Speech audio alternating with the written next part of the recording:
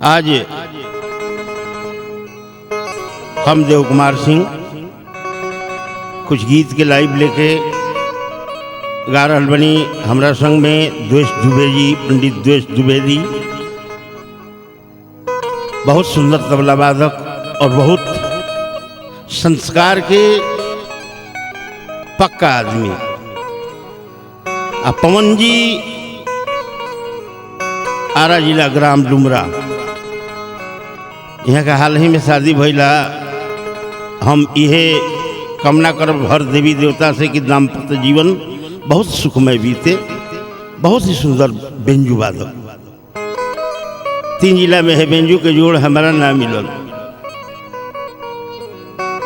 आई हम नहीं कहत, बेंजू वाला लोग भी कहेला कि ना पवन जी बहुत अच्छा। अब रघुआ समझी के सामने वो गीत हम सुनावे जा रहा बानी, जौन गीत के शुरुआत हम कोई नहीं गावे के। एक बाद में हमारे बेटा बबुआ पवन करे कि काका बहुत दिन गौला, अब हमरा हम जाते नहीं है गीत के गा देवे। हम कहनी कि बहुत अच्छा। अब ऐसे खुशी का हुई कि हमारे गीत के आगे बढ़ावो, चाहे ओकरा के नाम रोशन करो।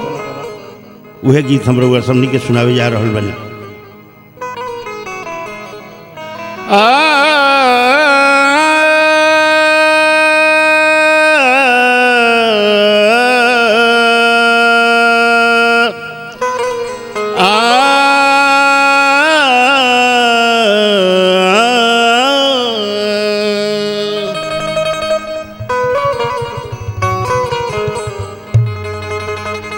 तो नजर से बात भइल बा जिंदगी में बहुत,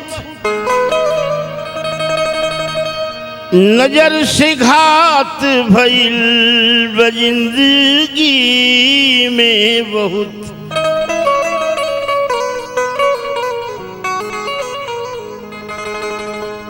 तो नजरे के लड़ाई में विशाल जीवन बीततबा,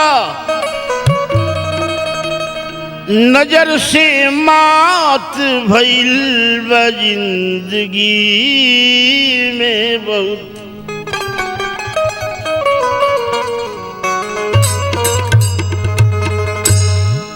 तो नजरिया मिलावल, नजरिया मिलावल बहुत बात नहीं के, नजरिया चुरावल बहुत बात होला। नजरिया चुरावल बहुत बात होला।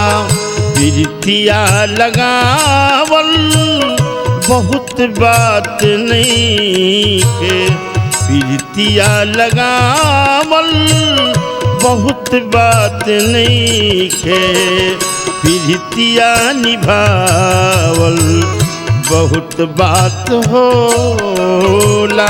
प्रीतिया निभावल बहुत बात होला।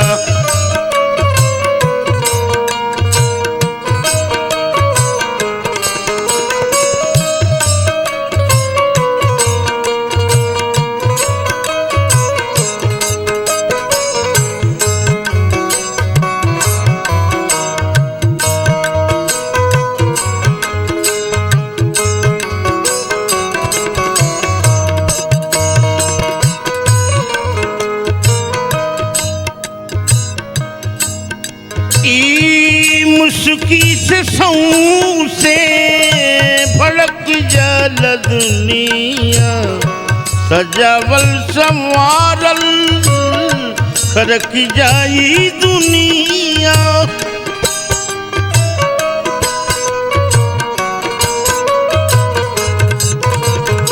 ई मुस्की से सऊ से भड़क जाई दुनिया, सजावल संवारल खरक जाई दुनिया। ई रोगवा धरावल बहुत बात नहीं है, ई रोगवा धरावल बहुत बात नहीं खे, ई रोगवा दबावल बहुत बात होला, ई रोगवा दबावल बहुत बात होला।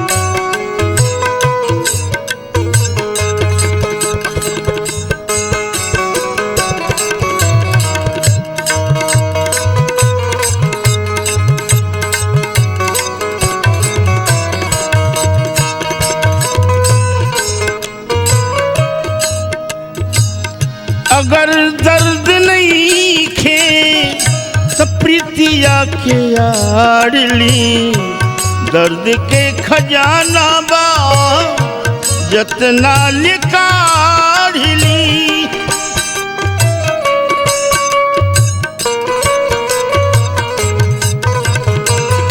अगर दर्द नहीं खे तो प्रीतिया के आड़ली, दर्द के खजाना बा जतना लिकाड़ली।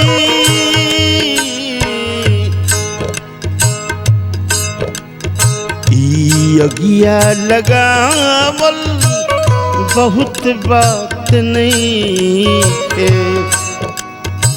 ई अगिया लगावल बहुत बात नहीं है, ई अगिया बतावल बहुत बात होला, ई अगिया बतावल बहुत बात होला।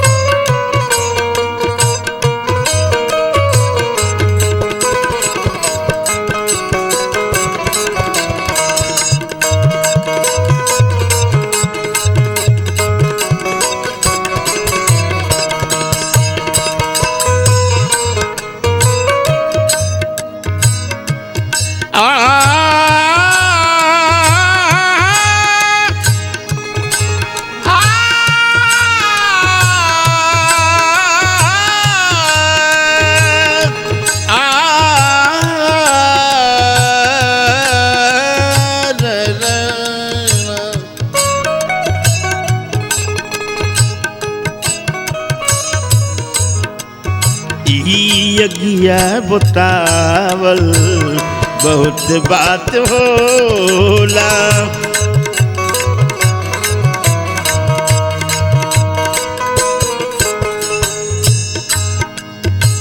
ममच के जवानी के मौसम कटेला, दिन के न चैन रात जगले बीतेला।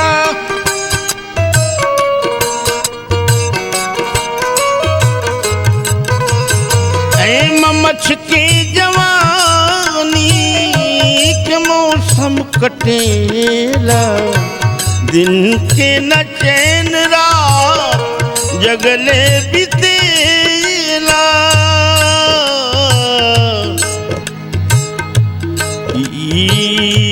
रहिया धरावल बहुत बात नहीं है, रहिया धरावल बहुत बात नहीं है, रहिया चलावल बहुत बात होला, रहिया चलावल बहुत बात होला। नजरिया मिलावल बहुत बात नहीं खे, नजरिया चुरावल बहुत बात होला। नजरिया चुरावल बहुत बात होला। नजरिया चुरावल, नजरिया चुरावल, नजरिया चुरावल बहुत बात होला।